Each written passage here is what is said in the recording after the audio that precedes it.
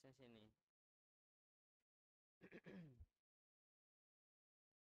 Ya, sini aman.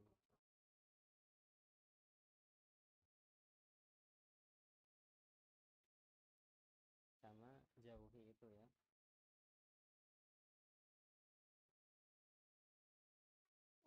Iya, jauh dari tempat yang jauh ya.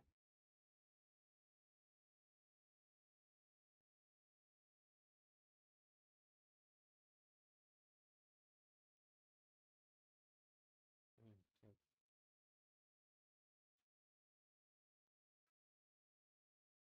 Oh iya, kayaknya nggak ada deh kayak itu.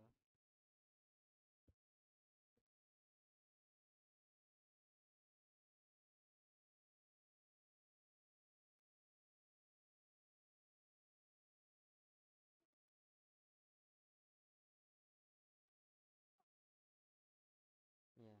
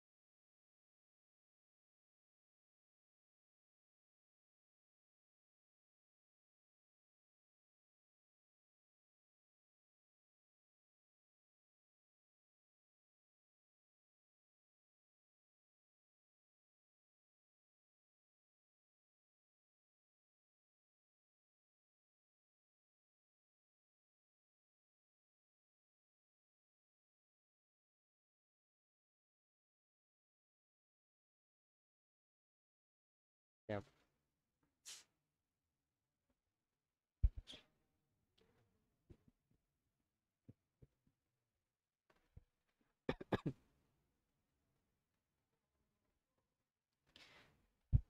Kamu Mas.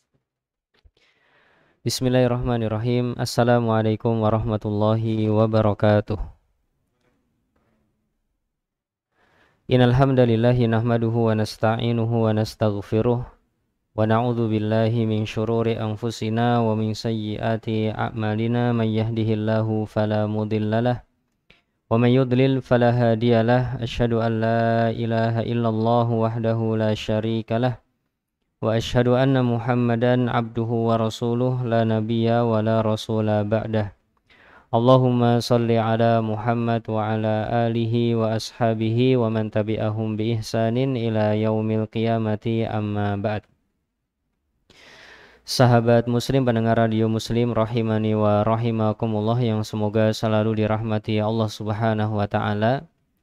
Di kesempatan sore hari ini kita bersyukur dan memuji Allah subhanahu wa ta'ala atas segala limpahan nikmat dan karunia yang masih Allah anugerahkan kepada kita semua. Alhamdulillah Allah masih memberikan banyak kenikmatan kepada kita, mulai dari kaki yang masih bisa kita gunakan untuk berjalan dengan nyaman, tangan yang masih bisa digerakkan, telinga yang masih bisa mendengarkan, mata yang masih bisa digunakan sebagai alat penglihatan, hidung yang masih bisa membantu alat pernafasan, lisan kita yang masih bisa membantu untuk mengungkapkan isi hati dan juga perasaan, lidah yang masih bisa menikmati berbagai nikmatnya makanan dan minuman, beserta keislaman dan keimanan yang ada dalam diri kita. Semuanya adalah nikmat-nikmat atau sedikit dari nikmat Allah Subhanahu wa ta'ala yang bisa kita renungkan. Dan semakin banyak seseorang bisa menghitung-hitung nikmat Allah Subhanahu wa ta'ala, maka kemungkinan besar dia akan menjadi seorang yang bersyukur. Dan menjadi seorang yang bersyukur adalah cita-cita Nabi SAW sebagaimana dalam doanya Rabbi ja'alni laka syakkara, Ya Allah, jadikanlah aku menjadi seorang hamba yang banyak bersyukur. Dan apabila kita bisa menjadi orang yang banyak bersyukur, maka kita keluar dari sindiran Allah Subhanahu wa taala, wa qalilun min ibadiyasy syakur, alangkah sedikitnya hamba-hambaku yang pandai bersyukur. Dan apabila kita bisa banyak bersyukur kepada Allah Subhanahu wa taala, maka Allah akan terus menambah nikmat-nikmat untuk kita, bahkan nikmat-nikmat yang mungkin belum pernah kita rasa saat ini. Karena Allah berfirman, la in syakartum la azidannakum. Kalau kalian bersyukur maka akan kutambah nikmatku untuk kalian. Alhamdulillahirabbil alamin. Di kesempatan sore hari kita bersyukur memuji Allah Subhanahu wa taala atas segala kenikmatan yang kita ketahui maupun yang tidak kita ketahui, yang kita sadari maupun yang tidak kita sadari, baik yang kecil maupun yang besar, ya, baik yang sekarang maupun yang nanti. Semoga Allah Subhanahu wa taala menerima syukur kita. Kemudian salawat serta salam semoga selalu tercurah dan terlimpahkan kepada uswah hasanah kita Nabi besar Nabi Agung Muhammad sallallahu alaihi wasallam beserta keluarga, sahabat dan orang-orang yang mengikuti beliau dengan baik hingga akhir zaman nanti. Di kesempatan sore hari ini Bapak Ibu yang dimuliakan Allah Subhanahu wa taala, kita akan membaca hadis nomor 100 di bab nomor 54 dari kitab Al-Adabul Mufrad karya Imam Al-Bukhari rahimahullahu taala. Di bab nomor 54 ini judulnya adalah Babur Rahmati, ya, Babur Rahmati mi'atu juz'in, ya. Bab tentang rahmat Allah itu terbagi menjadi 100 bagian, ya. Allah membagi rahmatnya menjadi 100 bagian. Kita baca hadis ini, anna Abu Hurairah qala. Abu Hurairah radhiyallahu anhu salah seorang sahabat Nabi yang paling banyak meriwayatkan hadis dan memiliki spesialisasi di kekuatan hafalan hadisnya. Ya. Sedangkan hafalan-hafalan Al-Qur'an maka beda lagi sahabatnya. Ada Ubay bin Ka'ab, Zaid bin Thabit, ya. Kemudian Ibnu Mas'ud, ya, Salim Maula Abi Hudzaifah. Ya, mereka adalah 4 orang yang ahli di dalam Al-Quran. Dan yang paling tinggi tingkatannya adalah Ibnu Mas'ud karena Nabi SAW bersabda, ya, man ahabba an yaqra al-Qur'ana ghaddon tariyan kama unzila falyaqra ala qiraati Ibnu Ummi Abdin. Ya, barang siapa yang ingin membaca Al-Quran, ya, masih segar sebagaimana saat pertama kali diturunkan, maka membacanya dengan bacaan Ibnu Mas'ud saja, ya. Setiap orang punya karakter sendiri di sahabat-sahabat Nabi Shallallahu Alaihi Wasallam. Nah, Abu Hurairah radhiyallahu anhu yang bersama kita ini spesialisasinya di hafalan hadis, ya. Baik, qala sami'tu Rasulullah sallallahu alaihi wasallam yaqul. Aku mendengar Rasulullah sallallahu alaihi wasallam, ya, beliau bersabda. Di dalam ilmu hadis ini adalah tingkatan periwayatan yang tertinggi, hampir sama dengan haddatsani atau haddatsana, ya. Tingkatan tertinggi karena ada pendengaran di situ. Artinya Nabi sallallahu alaihi wasallam mengucapkan sabdanya dan sahabat Abu Hurairah mendengar langsung tanpa ada perantara. Beliau mengatakan ja'alallahu azza wa jalla ar-rahmata mi'ata juz'in. Allah Subhanahu wa taala menjadikan rahmatnya terbagi menjadi 100 bagian. Apabila kita juga membagi rasa kasih sayang kita bisa terbagi-bagi dan kemudian distribusi dengan baik, ya, maka itu juga sangat bagus sekali. Sebagaimana Allah Subhanahu wa taala membagi rahmatnya menjadi 100 bagian. Ya, ini juga ilmu kepada kita untuk manajerialisasi, ya. Kita bisa memanajerialisasi, bisa membagi-bagi sesuatu. Terutama bisa kita terapkan dalam membagi waktu, ya. Waktu saya mau saya bagi menjadi berapa bagian, sebagian ini untuk begini, sebagian ini untuk begitu. Wah, itu juga bagus sekali. Baik, yang jelas Allah Subhanahu wa taala membagi rahmatnya menjadi 100 bagian. Fa amsaka indahu tis'atan wa tis'ina. Dan Allah Subhanahu wa taala menahan yang 99 tersebut. Ya. Dari 100 ada 99 yang ditahan. Wa anzala fil ardi juz'an wahidan. Dan Allah Subhanahu wa taala hanya menurunkan satu dari 100 bagian rahmatnya itu. Satu dari 100 bagian rahmatnya itu. Hanya 1%, ya, rahmat Allah yang diturunkan ke dunia ini. Tapi apa efek dari 1% rahmat Allah itu? Maka dikatakan di sini famin dzalikal juz'i yatarahamul khalqu. Dengan satu rahmatnya Allah Subhanahu wa taala yang diturunkan ke muka bumi ini, maka para makhluk bisa berkasih sayang. Hatta tarfa'al farasu hafiraha an waladiha khasyatan antusibaha. Sampai-sampai seekor kuda bisa mengangkat kakinya jangan sampai menginjak anaknya. Ya. Diangkat kakinya takut kalau nanti menginjak anak si kuda tersebut. Ya. Gara-gara satu rahmat Allah Subhanahu wa taala kuda bisa bertindak seperti ini. Ya. Baik, ini satu rahmat Allah Subhanahu wa taala. Makanya kemarin di beberapa hadis yang lalu ketika Al-Aqra' bin Habis, ya, melihat Nabi Shallallahu alaihi wasallam mencium cucu beliau, maka Aqra' bin Habis mengatakan, apakah kalian menciumi anak-anak kalian? Saya punya 10 anak, nggak pernah saya cium. Ya. Maka apa kata Nabi Shallallahu alaihi wasallam? Nabi Shallallahu alaihi wasallam melihat kepada Aqra' bin Habis dengan penglihatan yang terheran-heran. Kemudian beliau mengatakan, man la yarham la yurham. Orang yang nggak bisa merahmati berarti artinya dia tidak dirahmati Allah Subhanahu wa taala. Tidak dikasih bagian dari rahmat Allah Subhanahu wa taala. Ya. Baik. Ini hadis yang menyebutkan bahwa rahmat Allah itu 100 dan yang diturunkan hanya 1. Dan di sini kita juga bisa mengambil pelajaran juga, hendaknya kita bersemangat untuk mendapatkan rahmat Allah Subhanahu wa taala yang 99 juga. Ya, yang dengan itu penduduk surga tidak ada yang hasad, iri, dengki dengan nikmat penduduk surga yang lain. Bahkan meskipun penduduk surga paling rendah derajatnya, tidak akan ada iri, dengki, benci dengan penduduk surga yang lain. Ya. Dan kalau kita sudah bisa memiliki perasaan itu sejak di dunia, maka itu suatu hal yang sangat bagus sekali.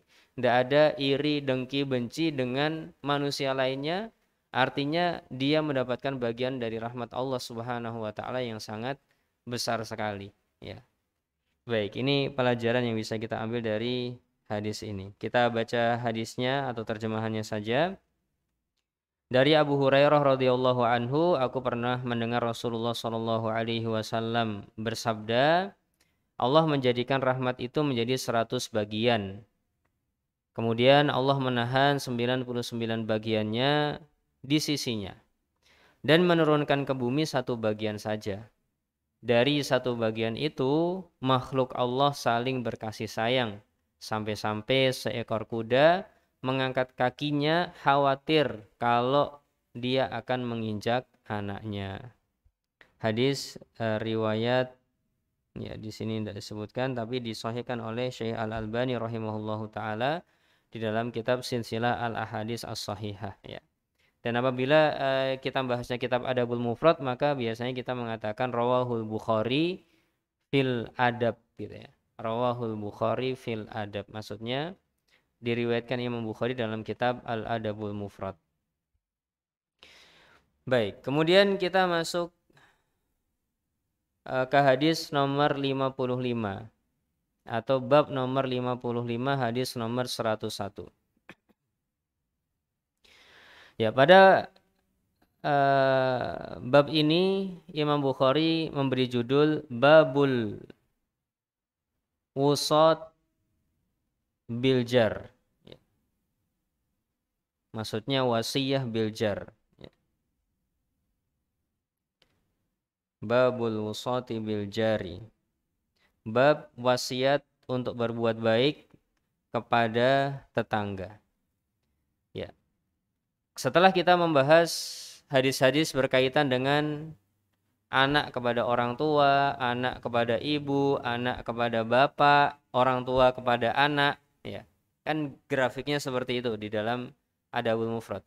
Maka kita melebarkan pembahasannya atau beliau melebarkan pembahasannya kepada tetangga, ya.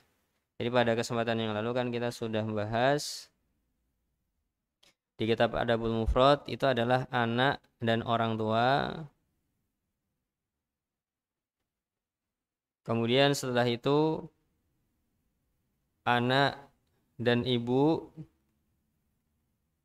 Kemudian ada anak dan bapak.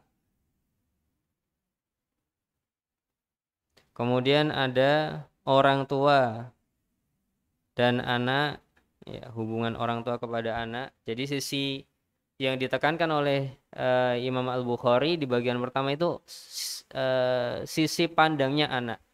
Kemudian masuk sisi pandang orang tua kepada anak. Ya. Kemudian sekarang kita melebar ke,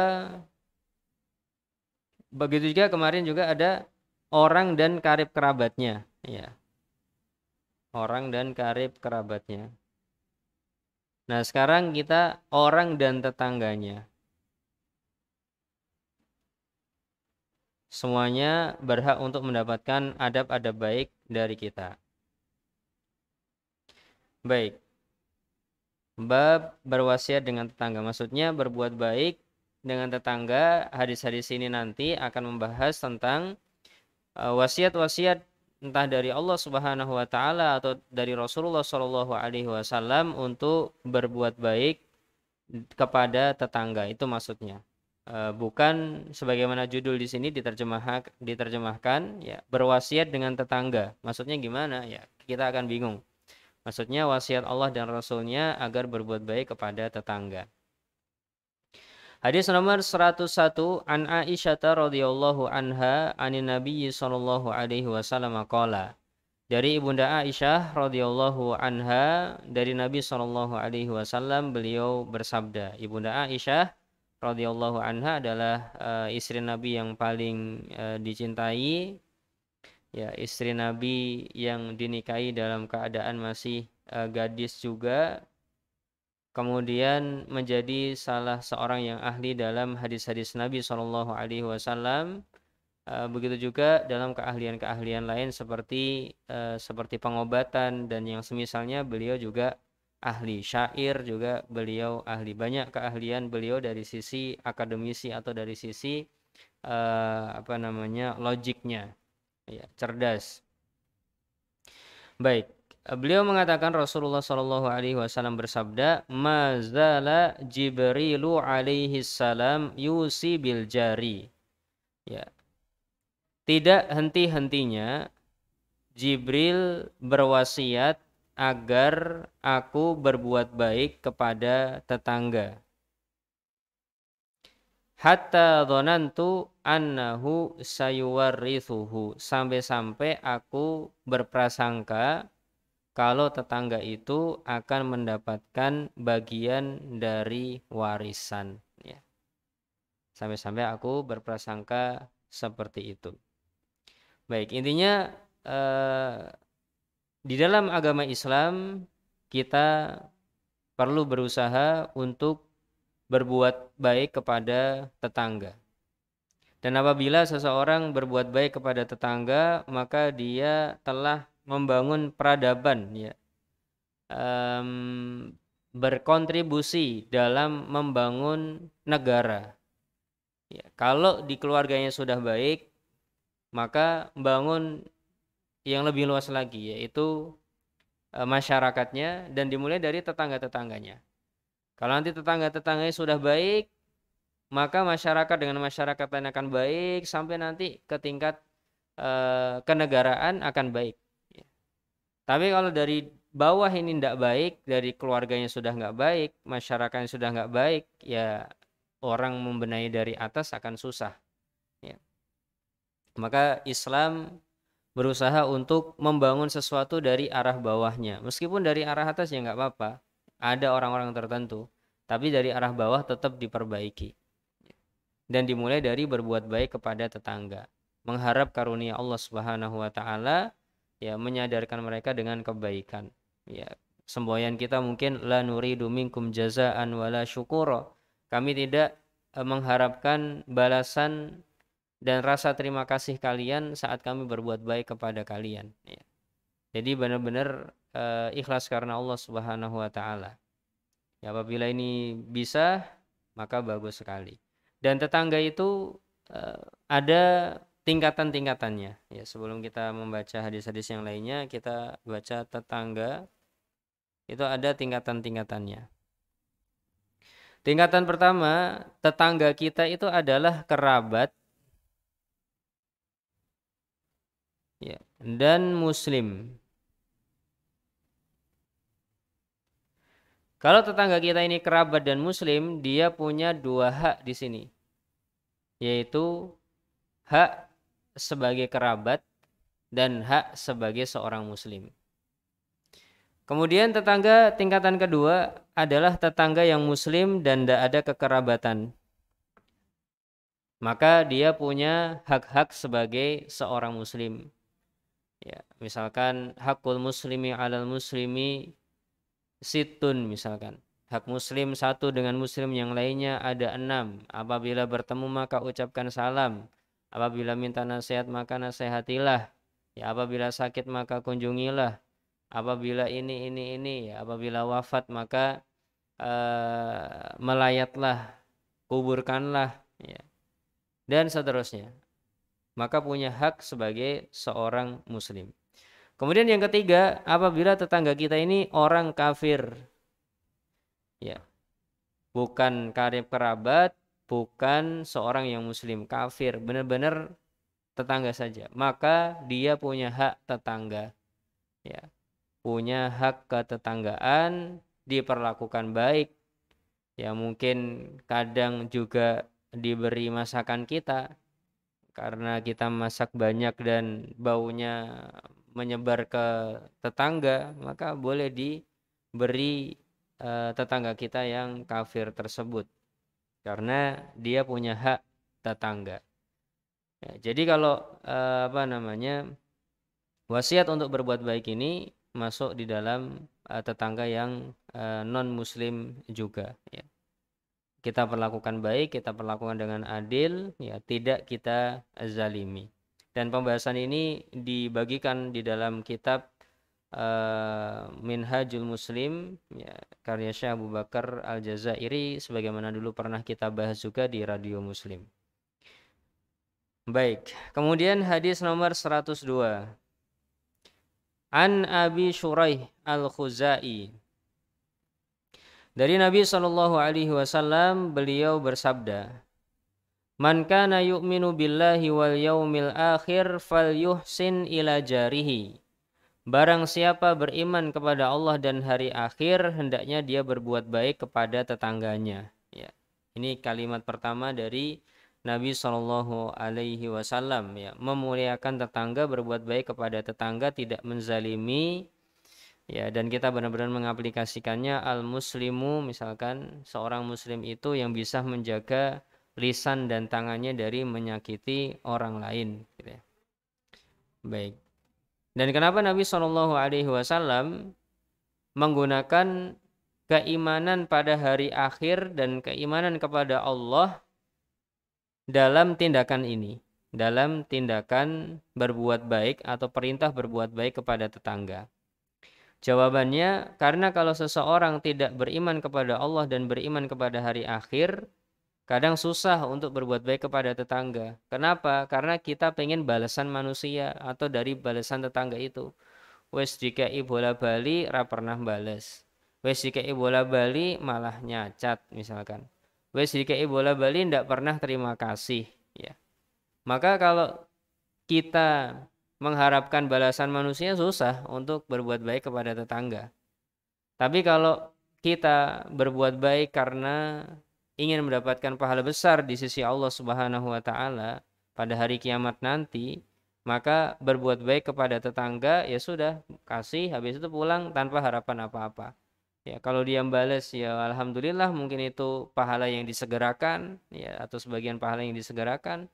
Kalau tidak balas berarti yang di akhirat utuh misalkan. Ya, ini kaitannya keimanan kepada Allah dan hari akhir digandengkan dengan perintah berbuat baik kepada tetangga.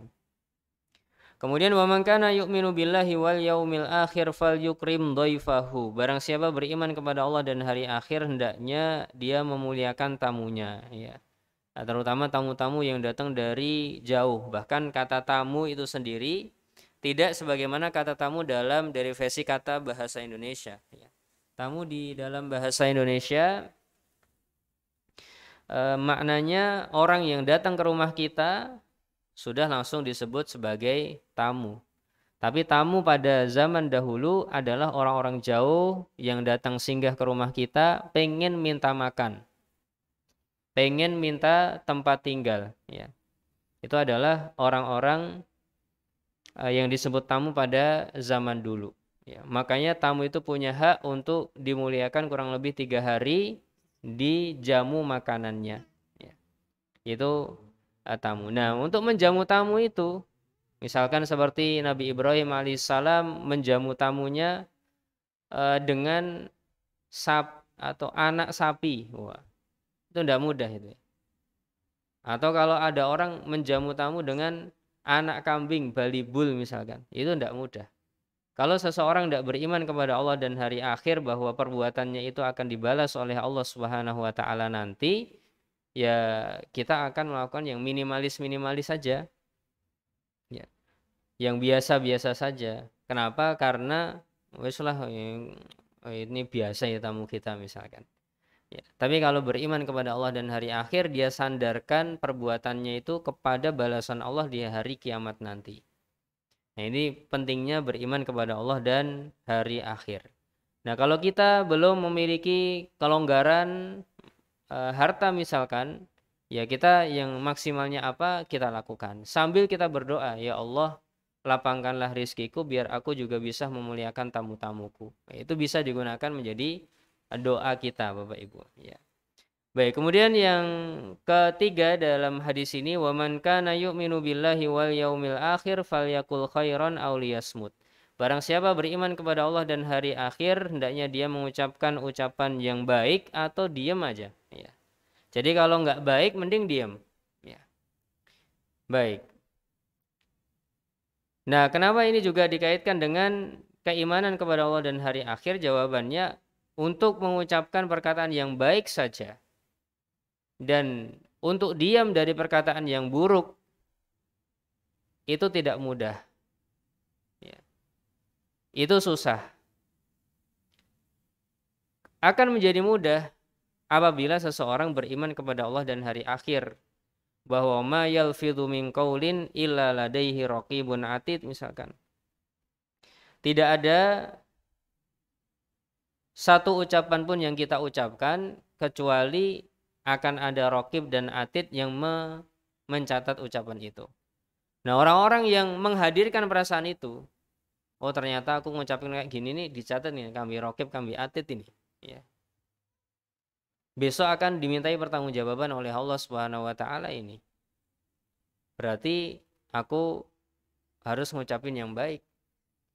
Yang buruk aku tak diem aja. Itu akan bisa dia lakukan.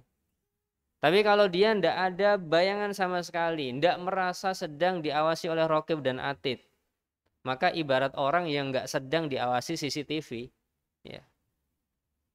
Dia akan mengucapkan apa adanya, dia akan mengucapkan semua ucapan yang diinginkannya, entah baik entah buruk, yang penting aku pengen ngucapke, ya wis tak ucapke, ya. Tidak berpikir kalau nanti akan dimintai pertanggungjawaban oleh Allah Subhanahu wa taala. Nah, ini fungsinya iman kepada Allah dan hari akhir dalam tindakan-tindakan ini tadi. Ya, benar-benar mempengaruhi konsep diri seseorang. Dari 3 pernyataan yang disampaikan oleh Nabi Shallallahu Alaihi Wasallam ini tadi, yang menjadi catatan penting kita adalah barang siapa beriman kepada Allah dan hari akhir, hendaknya dia berbuat baik kepada tetangga. Ya. Baik. Kemudian berikutnya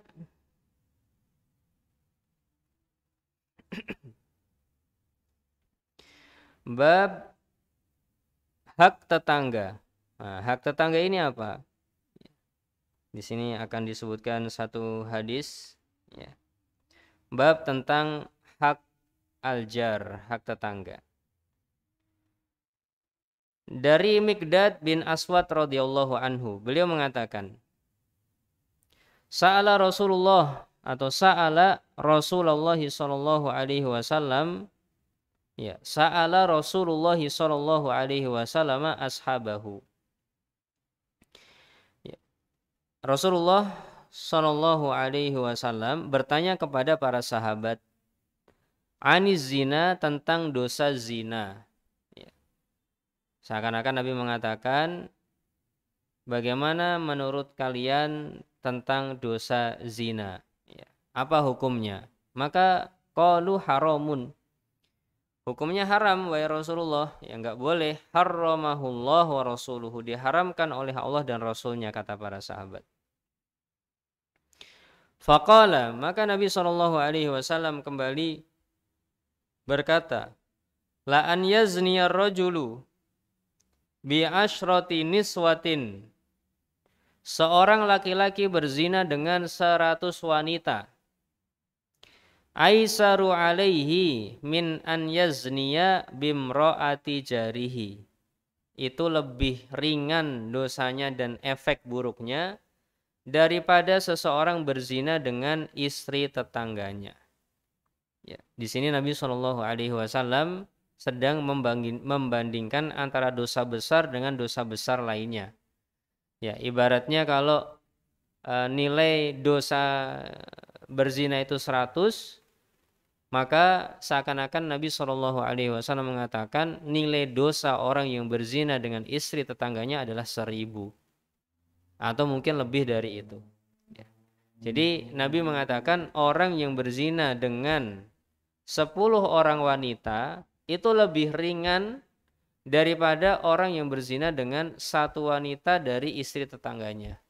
Jadi kalau dinilai, berzina dengan 10 wanita itu nilainya 1000, berzina dengan istri tetangga 1 orang saja nilainya sudah 1001 minimalnya.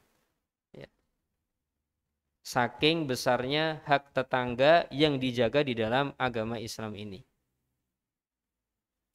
Wasa'alahum anis sariqah, dan Nabi SAW bertanya kepada para sahabat tentang pencurian, mencuri.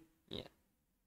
Qalu haramun harramahallahu azza wa jalla wa rasulahu, yaitu haram, diharamkan oleh Allah dan Rasulnya. Faqala, kemudian Nabi SAW bersabda, la an yasriqa min asrati ahli abyatin aisaru alaihi min an yasriqa min baiti jarihi. Seseorang mencuri dari 10 rumah orang yang bukan tetangganya itu lebih ringan dosanya daripada mencuri dari 1 rumah tetangganya. Jadi hampir sama dengan berzina tadi. Seseorang mencuri dari atau seseorang mencuri dari suatu rumah nilai dosanya 100 misalkan. Kalau dia mencuri dari 10 rumah, artinya nilai dosanya 1000. Ya, 100 kali 10, 1000. Kalau seseorang mencuri dari rumah tetangganya, maka ibaratnya dia dapat dosa minimalnya 1001. Ya. Dan bisa lebih dari itu. Tinggal nanti mencurinya apa, ya, jam berapa, berharga apa enggak. Tapi yang jelas minimalnya 1001. Meskipun yang dicuri hanya sepeda, meskipun yang dicuri hanya sandal misalkan, meskipun yang dicuri hanya genteng misalkan, atau yang dicuri hanya sekedar hal-hal yang remeh, maka itu adalah sesuatu yang besar di dalam agama Islam ini. Maka hendaknya kita semua berusaha untuk berbuat baik kepada para tetangga kita dan menjaga hak-hak mereka. Semoga saja dengan seperti itu kita akan bisa berkontribusi dalam membangun peradaban Islam yang baik di masa mendatang. Ya. Wallahu taala alam bisawab. Mungkin ini yang bisa kita bahas pada kesempatan sore hari ini. Insya Allah sebentar lagi akan masuk waktu Isya. Dan apakah ada pertanyaan Mas dari radio atau dari hadirin Bapak Ibu?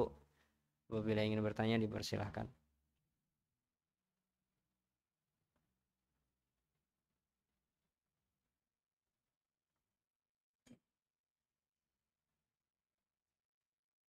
Nggak ada Mas. Baik, kita cuma sampai di sini. Terima kasih banyak Bapak Ibu atas perhatiannya dan mohon maaf atas segala kekurangannya. Subhanakallahumma wa bihamdika asyhadu an la ilaha illa anta astaghfiruka wa atubu ilaih. Assalamualaikum warahmatullahi wabarakatuh.